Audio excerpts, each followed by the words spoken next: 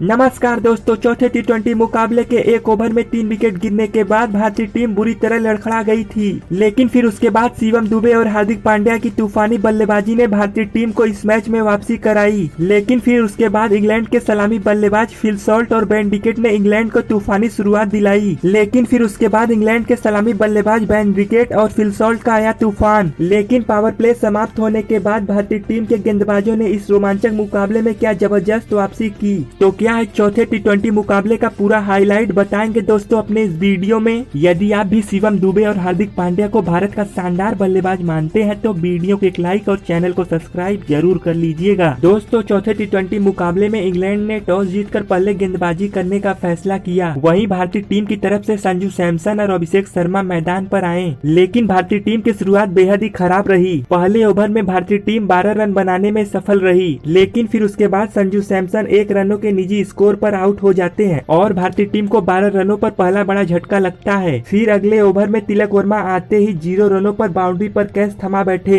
वहीं अब भारतीय टीम को 12 रनों पर दूसरा बड़ा झटका लग चुका था। फिर उसके बाद सूर्य कुमार यादव बल्लेबाजी करने आते हैं। लेकिन सूर्य कुमार यादव भी उस ओवर की आखिरी गेंद पर 0 रनों के स्कोर पर आउट हो जाते हैं और अब भारत को 12 रनों पर तीसरा बड़ा झटका लग चुका था, जहां भारतीय टीम अब पूरी तरह लड़खड़ा गई। लेकिन फिर उसके बाद अभिषेक शर्मा का साथ देने रिंकू सिंह आते हैं। इन दोनों बल्लेबाजों के बीच पार्टनरशिप होती है और दोनों बल्लेबाज तूफानी अंदाज में बल्लेबाजी करते हैं और भारतीय टीम का स्कोर 50 रनों के पार पहुंचाते हैं। फिर उसके बाद अभिषेक शर्मा आदिल रशीद की एक गेंद पर स्वीप आउट लगाने के चक्कर में आउट हो जाते हैं और भारतीय टीम को 57 रनों पर चौथा बड़ा झटका लग जाता है। फिर उसके बाद रिंकू सिंह का साथ निभाने शिवम दुबे आते हैं और इन दोनों बल्लेबाजों के बीच शानदार पार्टनरशिप होती है। रिंकू सिंह एक छोर पर अच्छी बल्लेबाजी कर रहे थे और शिवम दुबे मैदान पर आते ही शानदार बल्लेबाजी करने लगते हैं। जैसे जैसे इन दोनों बल्लेबाजों की पार्टनरशिप आगे बढ़ रही थी, लेकिन तभी रिंकू सिंह 30 रनों के निजी स्कोर पर आउट हो जाते हैं और भारतीय टीम को 79 रनों पर चौथा बड़ा झटका लग जाता है। और फिर उसके बाद शिवम दुबे का साथ निभाने हार्दिक पांड्या आते हैं और इन दोनों बल्लेबाजों के बीच शानदार पार्टनरशिप होती है। हार्दिक पांड्या शानदार चौके लगा रहे थे, वहीं दूसरी छोर पर शिवम दुबे भी अच्छी बल्लेबाजी कर रहे थे। दोनों बल्लेबाजों ने भारत को 100 रनों के पार पहुँचाया और फिर उसके बाद ये दोनों बल्लेबाज तेजी से रन बनाने लगते हैं। आखिरी 5 ओवर में इन दोनों बल्लेबाजों ने काफी ताबड़तोड़ अंदाज में बल्लेबाजी की। पहले हार्दिक पांड्या ने अर्धशतक पूरा किया, लेकिन अर्धशतक पूरा करने के बाद 53 रनों के स्कोर पर आउट हो जाते हैं और फिर हार्दिक पांड्या के रूप में भारत को 166 रनों पर छठवां बड़ा झटका लगा। उसके बाद शिवम दुबे का साथ निभाने अक्षर पटेल आते हैं। तभी दूसरी छोर पर शिवम दुबे भी अपना अर्धशतक पूरा कर लेते हैं, लेकिन अक्षर पटेल 5 रनों के स्कोर पर आउट हो जाते हैं और भारत को 180 रनों के स्कोर पर 7वां बड़ा झटका लग चुका था। फिर उसके बाद शिवम दुबे भी आखिरी गेंद पर 2 रन लेने के चक्कर में 53 रनों के निजी स्कोर पर आउट हो जाते हैं, जहां भारतीय टीम ने 20 ओवर में 181 रन 9 विकेट के नुकसान पर बना सकी और जवाब में 182 रनों का लक्ष्य का पीछा करने इंग्लैंड की टीम की ओर से फिल सॉल्ट और बेन डिकेट आए। लेकिन फिर उसके बाद फिल सॉल्ट और बेन डिकेट ने काफी तूफानी बल्लेबाजी की। दोनों बल्लेबाज भारतीय टीम के गेंदबाजों को काफी बुरी तरीके से पिटाई कर रहे थे। पावर प्ले में ही बल्लेबाजों ने इंग्लैंड के स्कोर को 50 रनों के पार पहुंचा दिया। लेकिन फिर उसके बाद रवि बिश्नोई आते ही 39 रनों के स्कोर पर बेन डिकेट को आउट कर दिया, जहां इंग्लैंड की टीम को 62 रनों के स्कोर पर पहला बड़ा झटका लगा। फिर उसके बाद फिल सॉल्ट का साथ निभाने जोस बटलर आते हैं, लेकिन दूसरी छोर पर अक्षर पटेल ने फिल सॉल्ट को 23 रनों के स्कोर पर आउट करके इंग्लैंड को 65 रनों के स्कोर पर दूसरा बड़ा झटका देते हैं। फिर जोस बटलर का साथ निभाने हैरी ब्रूक आते हैं, लेकिन रवि बिश्नोई ने शानदार गेंदबाजी करके जोस बटलर को 2 रनों के स्कोर पर आउट कर दिया, जहां इंग्लैंड को 67 रनों पर तीसरा बड़ा झटका लग चुका था। लेकिन फिर उसके बाद हैरी ब्रूक और लिविंगस्टन के बीच शानदार पार्टनरशिप होती है। दोनों ही बल्लेबाज काफी तेजी से रन बना रहे थे, लेकिन लिविंगस्टन ने हर्षित राणा को 6 रनों के स्कोर पर आउट कर दिया, जहां इंग्लैंड को 95 रनों के स्कोर पर चौथा बड़ा झटका लग जाता है। जहां अब इंग्लैंड की टीम बुरी तरह लड़खड़ा गई और आखिरी 38 गेंदों पर इंग्लैंड की टीम को जीत के लिए 68 रनों की जरूरत थी। हैरी ब्रूक एक छोर से काफी तेजी से बल्लेबाजी कर रहे थे। जेकब बेथल काफी शानदार उनका साथ निभा रहे थे। फिर उसके बाद हैरी ब्रूक ने हर्षित राणा की एक ओवर में काफी ज्यादा रन बटोरा। फिर अगले ओवर में वरुण चक्रवर्ती के पहली गेंद पर हैरी ब्रूक ने चौका लगाकर अपना अर्धशतक पूरा कर लिया। फिर अगली ओवर में वरुण चक्रवर्ती की दूसरी गेंद पर चौका लगाकर हैरी ब्रूक ने अपना अर्धशतक पूरा कर लिया। फिर उसके बाद वरुण चक्रवर्ती ने 51 रनों के स्कोर पर हैरी ब्रूक को आउट कर इंग्लैंड को 123 रनों पर 5वां बड़ा झटका दे दिया और अगले ही गेंद पर वरुण चक्रवर्ती चक्रवर्ती ने क्रेच को भी कैच आउट करा दिया और वरुण चक्रवर्ती ने क्रेच को आउट करने के बाद इंग्लैंड को 133 रनों पर छठवां बड़ा झटका दे दिया। फिर उसके बाद जैकब बेथल भी 6 रनों के स्कोर पर हर्षित राणा का शिकार हो गए। फिर उसके बाद मैदान पर जेफ्रा आर्चर आते हैं, लेकिन रवि बिश्नोई उनको 0 रनों पर आउट कर देते हैं, जहां इंग्लैंड का 146 रनों के स्कोर पर भारतीय टीम ने 8वां विकेट गिरा दिया। अब आखिरी 15 गेंदों में इंग्लैंड को जीत के लिए 33 रनों की जरूरत थी और अब मैदान पर ओवरटन और आदिल रशीद बल्लेबाजी कर रहे थे